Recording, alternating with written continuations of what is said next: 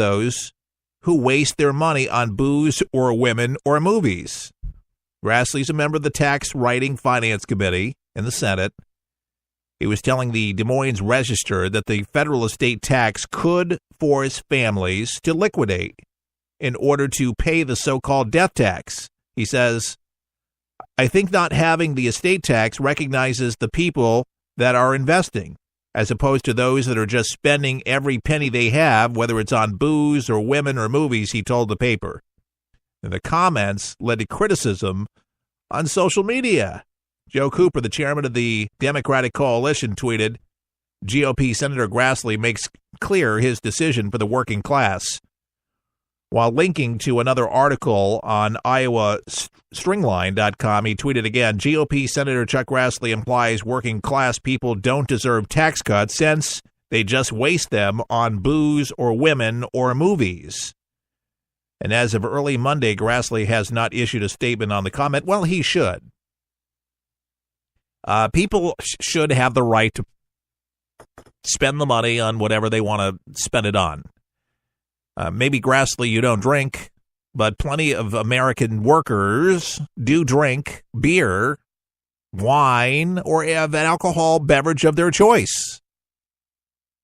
By the way, if you're out there in the hot sun doing an honest day's job, farmers, Middle America, you're busting your hump out in the sun. What's wrong with drinking a beer, getting a Red Box, taking your date out with some extra money?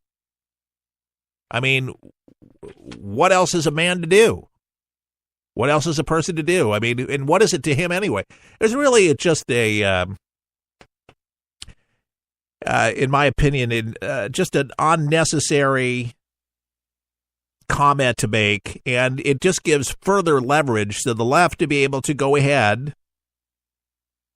and beat the right up for saying it. Just seems like a very elitist thing to say, and Chuck Grassley looks like he could use a beer. I mean, come on, buddy. Now, Grassley has really long fought against the estate tax because he reportedly sees it as a burden for farmers and their families.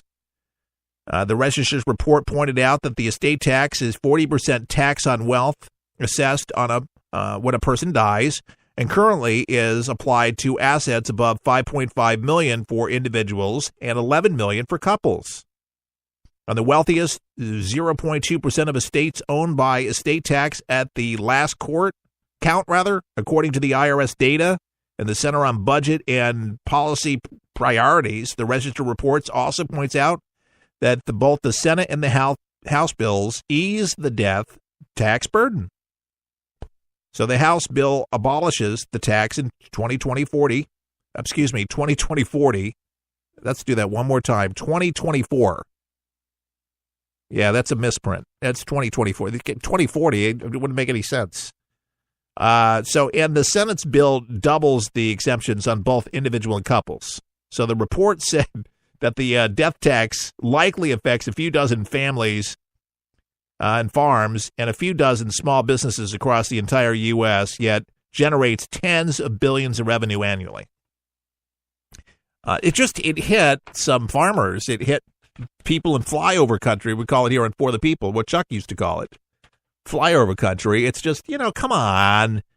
Be careful of what you say with the people who put you in office, who will vote you back in. It just seems and that's the disconnect that we're talking about with Washington, is forgetting about these folks, you and I, who work every day, and you farmers, you peons. Man, you don't give yourself very many brownie points when you say that they don't know how to actually spend their money. Let America make that decision for themselves and how they spend that money.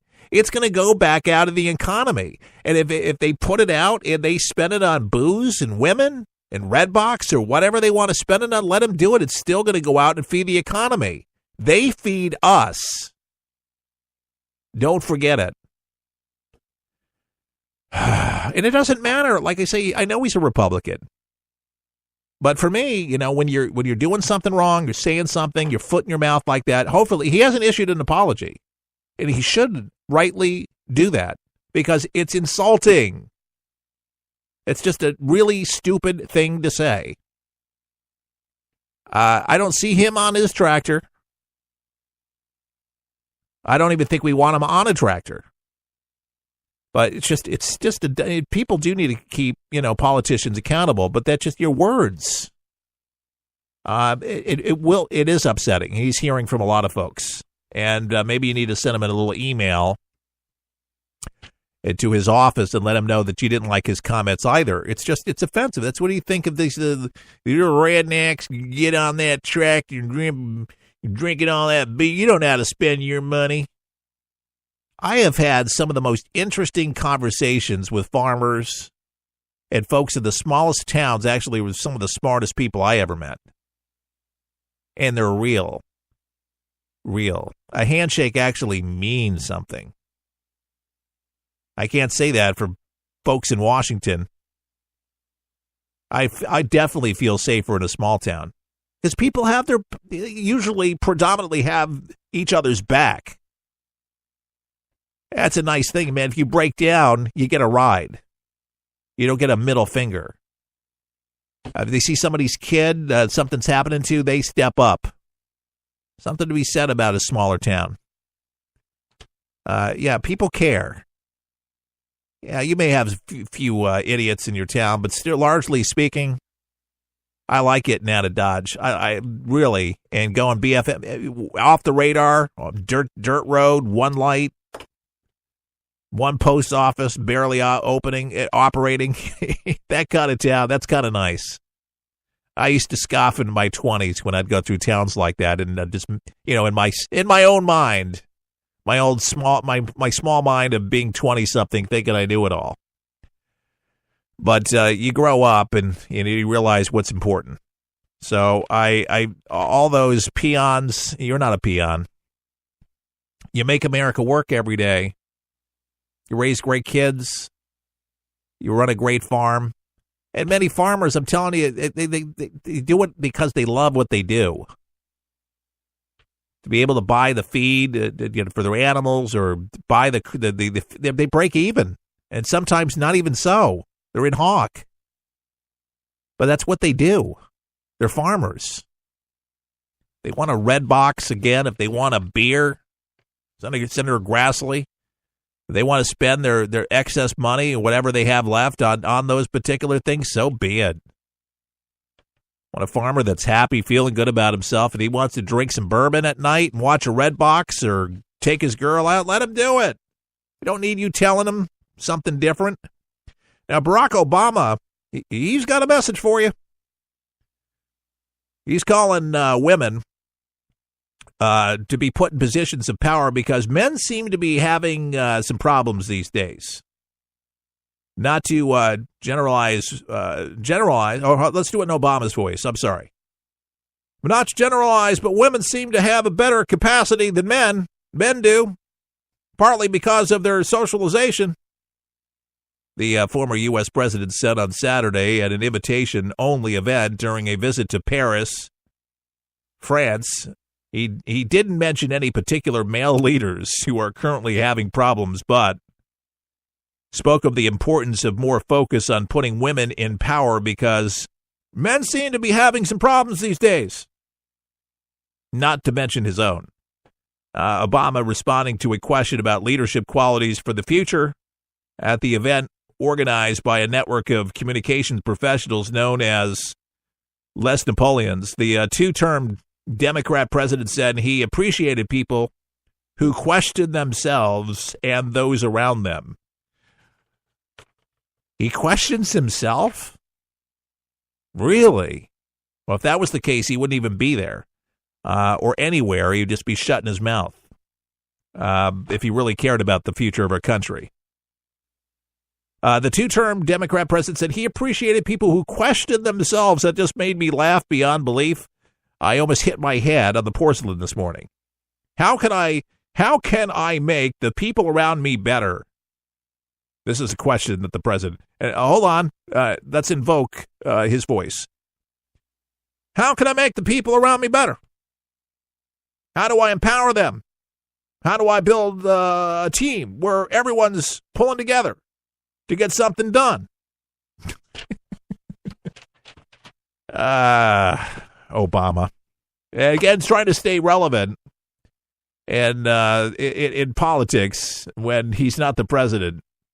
He thinks he still is. I think some still do. Jimmy Carter, he did so much good post-presidency with Habitat. I can't say anything bad with his initiatives that way.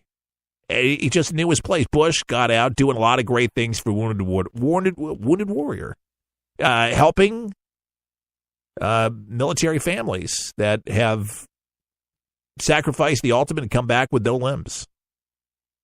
And blessing them with houses and means and all sorts of great things. And God bless George W. for the good work he's doing. Sincerely. I can't say that about the Clintons. They raise money for themselves. The Clinton Foundation. That's how they were able to buy their houses. They don't even live together anymore, by the way. They don't. They hate each other. Well, Hillary Clinton wasn't even listening to her guy who knows politics inside and out about the Rust Belt states and what to say and not to say. Gave her advice. You old fool. Old fool. Nobody respects him anymore, really. They don't. So, there's no legacy there for the Democrats. And, they're trying to leave something, but Obama now is on a mission. He's on a mission to apologize for everything that Donald Trump is doing and just to assure our allies that his time is short. And if somehow Obama could get back in the White House, he will. Because Obama's right down from the White House, If you know D.C., it's not too far away. He's just blocks down. Seriously.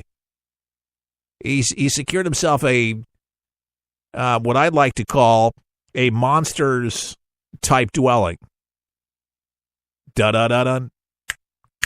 Yeah, Uncle Obama's and so forth. Yeah, we should do some kind of parody song. But he's doing what he can. I'm doing what I can. I love America. We're not going to let this bigot, this white supremacist, who doesn't like females, who grabs her crotch. Yeah, no video showing him do it. But that's the beat, the drum that's going to be big. According to O'Reilly, they're going to attack him with a barrage of new accusations. While it's hot, Army pot waivers rise as states legalize marijuana. That's right. It's on the rise. More states lessen or eliminate marijuana penalties. It's allowing hundreds more people who use the drug in their youth to enlist. The number of waivers granted by the active duty Army for marijuana, that's what they're calling it, the uses jumped to more than 500 this year from 191 in 2016, 3 years ago. No such waivers were granted. The big increase is just one way officials are dealing with orders to expand the Army size, provided they understand that they cannot do that when they serve in the military. Oh, I wonder if they're going to really make that known. Army pot waivers on the rise. Okay, well, if you have THC in your system now, it's okay. But you can't smoke it in the Army. I am just, they can't fill the quotas. So what was it a couple weeks ago where it's some kind of mental illness? It's okay. And now, if you got a bunch of THC, if you ever been around somebody that smokes marijuana? I've known some people through the years that if they're not on it, they're not very nice people. Like you'd rather have them on it because they self-medicated and they need it. Can you imagine a bunch of people off it and then getting in? I mean, they would be really, it would be interesting. It's a little experiment. I mean, who are the brilliant minds that come up with this one? You hear about the big deal with Disney? And Fox, big deal. Walt Disney Company renewed discussions over acquiring a significant part of 21st Century Fox's media assets, according to person